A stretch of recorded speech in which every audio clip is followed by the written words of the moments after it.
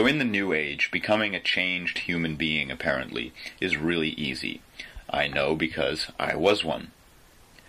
The process starts with reading New Age material, selecting the ideas about God, heaven, the afterlife that sound the best to me, and then deciding that this is what is real, which creates an immediate experience of happiness and relief from stress, because one now feels like there are higher forces and powers at work guiding everything, and that no matter what happens, and no matter how many people suffer on earth, it's really okay because there will be a heaven waiting for everyone when they die.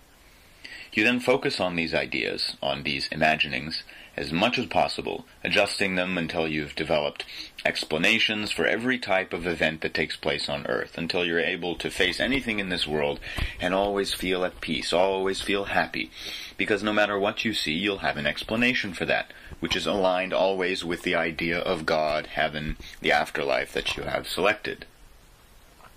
You'll find, though, that you'll never be able to explain anything in terms of how it exactly works, because the whole thing is based on imagination and opinion. This is why when you're reading New Age channelings and listening to New Age gurus and teachers, they'll have different interpretations about why things happen and how things happen.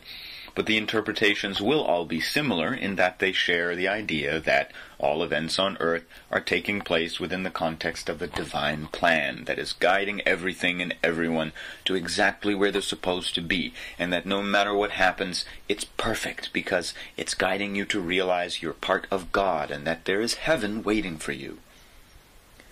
With enough practice and enough imagination, you'll become an expert in helping people feel better through teaching them how to imagine themselves as part of a divine plan, and that some form of heaven or eternal happiness reality is awaiting after death. Within this, meditation is the key to maintaining a constant New Age experience, as through meditation you can focus all your attention on a single feeling, a single idea, such as God's love streaming into my heart, and practice feeling it at greater and greater intensity until you can literally walk around experiencing yourself as being filled with God's love. The next stage is the stage where you become an active example of how to change from an old age human to a New Age human. This generally involves congregating with other New Age people and sharing your experiences of happiness and energy and different fantasies and imaginings, and meditating regularly and practicing imagination and visualization regularly so that you can maintain your bliss and be able to share with others how blissful things can be when you realize how blissful and happy consciousness can be when you focus on the right ideas and concepts. The basic idea of the role of the New Age person, or light worker, is thus to be an example of the psychological aspect of change on Earth, apparently. And this psychological change is simplistically, as I've explained, defined by shifting one's focus from things like worry and fear and wondering why things are so messed up in this world, to the ideas of God, heaven, the afterlife that you like the most, and to practice feeling like you're part of a divine, perfect plan, and that no matter what happens, you are an eternal being of bliss and have a blissful, happy reality awaiting after death. This New Age role is perfectly exemplified by the following excerpt from a channeled message by Brenda Hoffman. You are not responsible for everyone and everything. Your only role is to move in the direction of and finally claim your joy. Sounds great, doesn't it? Your only role and responsibility in this life is to move in the direction of your joy. But if you have a look at the context this statement is spoken within and dependent on, it is the context of your particular ideas and beliefs about the divine plan, and within the context of the excitement and hope and happiness that comes with defining yourself and the world within an idea of God, heaven, the afterlife. And if you have a look at the specific purpose of such statements, the reason such statements are so popular and prominent within New Age is because they provide a point of reassurance and explanation when one is faced with, for example, a point of struggle in one's own life, or in seeing terrible abuse happening daily in the world, It's like we look at what's going on in this world and for a moment go into doubt as to whether there is really a divine plan, whether there is really a God when so many beings are suffering. And then we immediately go and search for answers within spiritual material and inevitably find some message that says, we understand you may feel bad about the suffering, but know that you don't have to worry about that. Everything is perfect. Everything is still going according to the divine plan. Just focus on your joy and bliss. And then we immediately feel better. The following quote also exemplifies this. There is no need for you to spend hours contemplating governmental changes, unless you find it joyful to do so. It is a waste of your time to create new academic systems, unless doing so gives you great joy, and on and on. Fascinatingly, such statements are instantly accepted. We'll immediately decide within our minds, okay, this is what is real. Phew, that was a close one. I almost thought I was responsible for this world, but I'm glad to know that's not part of God's plan for me. That's not part of the universe's plan for me. When such statements are read, does the person actually realize, actually see and understand directly that it is not necessary to focus on anything but one's joy and happiness? No. But, and I speak from experience, the process that does take place is that of weighing the choice between pursuing an investigation into the practical problems of this world and possible solutions, or simply letting go of those problems and focusing on imagination and following one's desires. For me, as a New Age person, as a light worker, the choice was always easy. Happiness and bliss and entertainment within my imagination, rather than pursue any form of self-education or initiative in examining the practical realities of the problems we face in this world, such as the poverty, starvation, war, debt, rampant abuse everywhere. I mean, obviously this will be the choice most make. Why? Because in not accepting the message, in questioning the message, then one is making the statement that one's entire idea, belief about God and heaven and the afterlife, the divine plan, might be not real. An immediate fear comes up with this possibility because it would mean that to change this world, we'd have to actually do the work of investigating the problems and developing real solutions, and then actually implementing those solutions. We wouldn't be able to just follow our bliss and excitement. And for me as a light worker, this was not an option because I understood nothing of how the world system works. And so such an option actually didn't even occur to me at all because due to my lack of education as to how the world works, the world simply looked like this big thing out there that I had no power to change. Thus the New Age message was always my decision, my acceptance, because I could immediately take on the apparent role of change in a way that was easy by just focusing on bliss and excitement and meditating and imagination.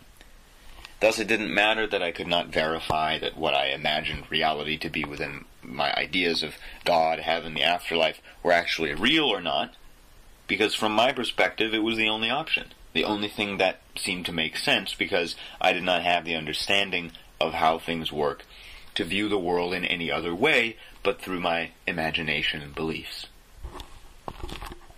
And within this, the acceptance of the New Age message of I'm only responsible for my joy and bliss is further backed up and justified by messages that insist that there are forces at work, great unseen forces of light and love and God, working behind the scenes with various people in the world in developing new technologies and energy sources that are going to be implemented soon. As it is always explained that there are those working in the government, in the system, that have awakened to the New Age and are busy with the world system aspect of change on Earth. This is exemplified by the following excerpt from a channeled message by John Smallman. You have been promised that enormous changes will take place, which will dramatically improve the living conditions of those who are trapped in abject poverty. And that promise will be honored. New technologies are being rapidly developed that will bring these improvements about.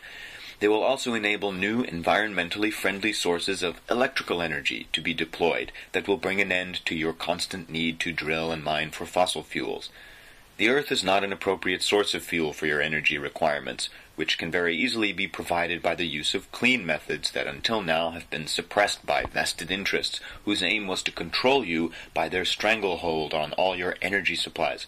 fuel, electricity, water, food, investment through loans, money, and the land itself. When energy in every form you could possibly need becomes readily and abundantly available, as it will, scarcity will be a thing of the past, for you will have no needs. New, gentle technologies will enable the provision of all that humanity requires to maintain a totally adequate and satisfying living standard. People will no longer have to spend inordinate amounts of time in the constant struggle for survival in a world in which they are mostly kept in a state of anxiety while buried under the crushing burden of debt. And just as the messages that say you are not responsible for everything, focus only on your joy, are accepted without question simply because the New Age person would rather believe it than bring their entire self-definition into question and face the fear of being trapped in responsibility for the earth with no promise of a blissful heaven waiting after death, these messages of promised solutions, of new technologies delivered by higher beings, are also accepted without question, even with no evidence other than a story, for the same reason. The choice between either taking full responsibility to understand the problems we face in this world and develop ourselves those solutions at all levels and then actually implement them, or simply sitting back, relaxing, and waiting for the divine plan and all the higher beings and all the higher forces to do all the work. Strangely, though, any New Age person would like specificity and an actual practical plan that has a measurable physical benefit from, for example, doctors, politicians, food producers. I mean, what would you do if you had a broken leg or some intense pain in your organs and were coughing up blood and went to the doctor and all the doctor did was to tell you stories about how there are forces of light and love working behind the scenes to fix your problem? All you need to do is focus on your joy and everything will be fine. I mean, that would be ridiculous. That doctor could not assist you. I mean, you'd die of whatever health problem you're experiencing. Your broken bone would not be fixed. I mean, obviously you need real physical actions based in an understanding of the problem you're experiencing and an actual understanding of a solution that will eliminate your physical pain. So why is it then that when it comes to matters like poverty and starvation and war and debt, which are all physical problems based on physical systems, all of a sudden it makes sense to accept messages that cannot present an actual practical understanding and solution to the problem? Again, it comes back to the fear of giving up the idea of God and heaven and the afterlife, because then one would have to face actual responsibility. Just as if all the doctors disappeared from the face of the earth, we'd be forced to take responsibility, to figure out what our medical problems are and come to a real solution. Whether or not that made us feel good or gave us joy and bliss or not, that would be what we'd have to do. Now this goes to show that the New Age is nothing more than us distracting ourselves from that which we fear because we don't understand yet how to direct within real understanding, within real awareness of how it works. I mean, a doctor doesn't see a broken bone as negative. A doctor isn't afraid of a broken bone. It doesn't lower his vibration to look at the broken bone. And thus he doesn't distract himself with ideas about higher forces like angels and spaceships sending in beams of light to make it all better, because he understands how to solve the problem. He understands how it works in fact. And this also goes to show how the New Age does not in fact understand the human psychology, how the mind works, how consciousness works. I mean, what I've just shown is how one will create the positive as a projected alternate reality of imagination within one's mind based on an initial reaction of fear to a point of reality that one does not understand and see how to direct. And how the real solution is to face that which is seen as the negative, because that's where there's a point that requires investigation and realization into how it works, into the actual nature of the problem, into how it was created.